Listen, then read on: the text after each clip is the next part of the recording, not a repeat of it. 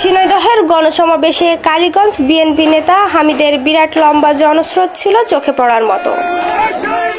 Tasnim মহসিনের video চিত্রে দেখুন বিস্তারিত।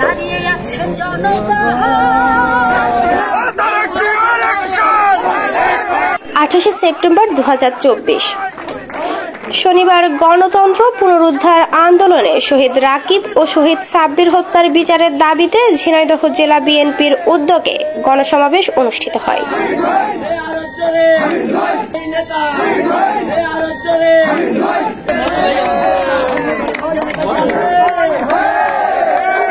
উক্ত গণসমাবেশে কালীগঞ্জ উপজেলা বিএনপির সিনিয়র যুগ্ম আহ্বায়ক সাবেক ছাত্রনেতা হামিদুল ইসলাম হামিদের নেতৃত্বে কালীগঞ্জ উপজেলা পৌর বিএনপি ও অঙ্গ সহযোগী সংগঠনের হাজার হাজার নেতাকর্মী ও সমর্থক মিছিল সহ অংশগ্রহণ করেন।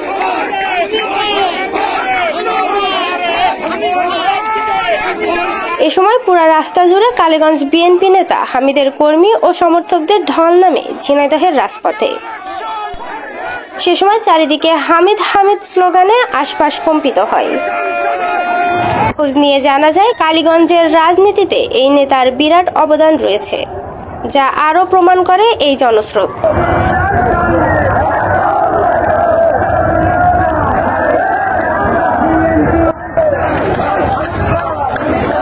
গণসমাবেশে প্রধান অতিথি বক্তব্য রাখেন আগামী রাষ্ট্রনায়ক বিএনপির ভারপ্রাপ্ত চেয়ারম্যান জননেতা জনাব তারেক রহমান।